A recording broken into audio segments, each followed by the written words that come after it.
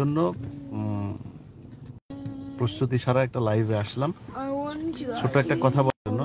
সেটা হচ্ছে যে 2014 সালের 5 জানুয়ারি যে নির্বাচন ছিল সেই নির্বাচন থেকে শুরু করে আজ পর্যন্ত, বিশেষ করে আমার কথা আমি বলি আর কি, 5 জানুয়ারি যে নির্বাচনটা ছিল 2014 সালে, ওই নির্বাচন থেকে আমার উপরে শুরু হয় নানান ধরনের মানসিক শারীরিক ডিজিএফআই তুলে নিয়ে যাওয়া থেকে শুরু করে অনেক কিছু।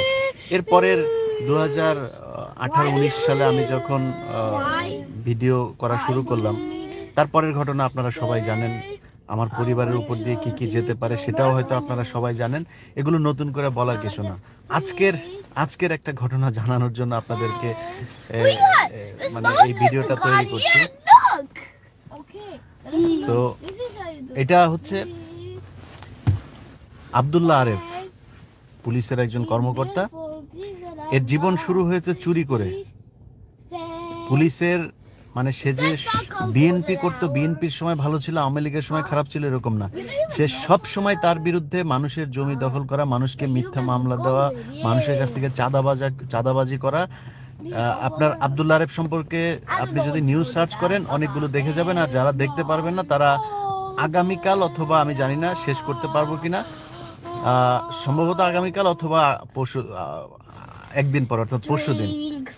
কারণ আমি বিডিআর এর বিষয়টা নিয়ে কাজ করছিলাম, সময় পাচ্ছিলাম না। ওয়েট একটু ধরো। তো এই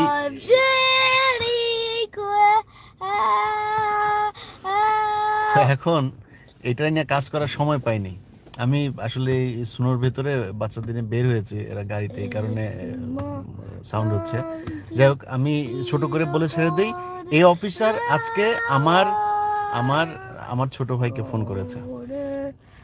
ফোন করে সে বলেছে, আচ্ছা গত 3-4 দিন আগে সে ফোন করেছিল একটা, কারণ তার বিভিন্ন জায়গায় যে সম্পত্তি আছে, মানে নর্মালি পুলিশের এই লেভেল নিয়ে এখন কথা বলার সময় নাই বা এটা বিষয় না, কারণ পুলিশ এমনিতেই একটা বিপজ্জনক অবস্থার ভেতরে আছে।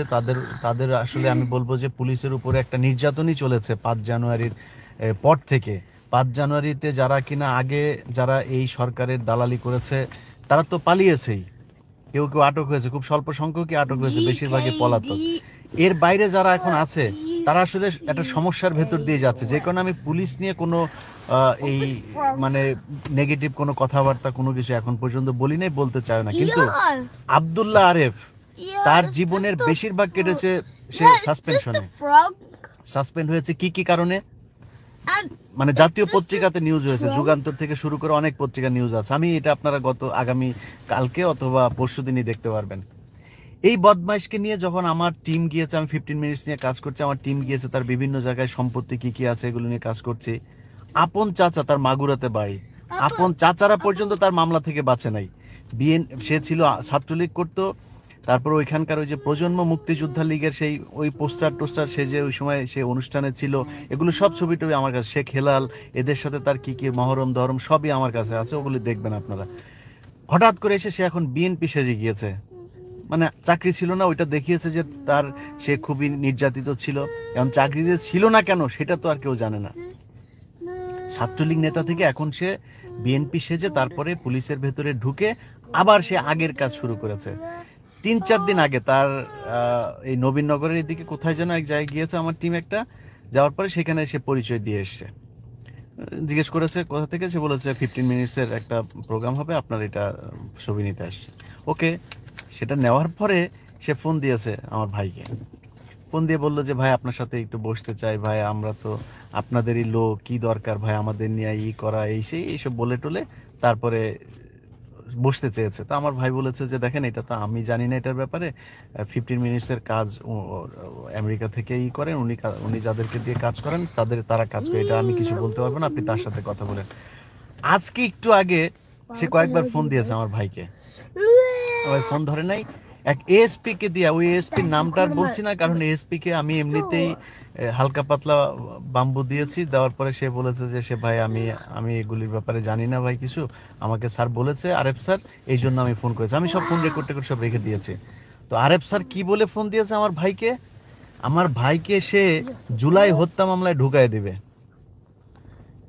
আমার ভাইকে জুলাই হত্যা মামলায় ঢুকায় দিবি তুই বেটা? আমি তো সার্টিফিকেট, আমি নিজেই একটা সার্টিফিকেট। তুই আমার ভাইকে জুলাই হত্যা মামলায় ঢুকায় দিবি? তোর এত সাহস আরিফ, এত সাহস? পুলিশের ঊর্ধ্বতন যারা আছেন আপনাদের কাছে অনুরোধ, আরেফকে সামলান। আরেফের সব নথিপত্র সব নিয়ে কাল অথবা পরশু আমার এডিটরের উপরে ডিপেন্ড করবে কতক্ষণ লাগবে তার কাজ, এই কারণে আমি বলতে পারছি না।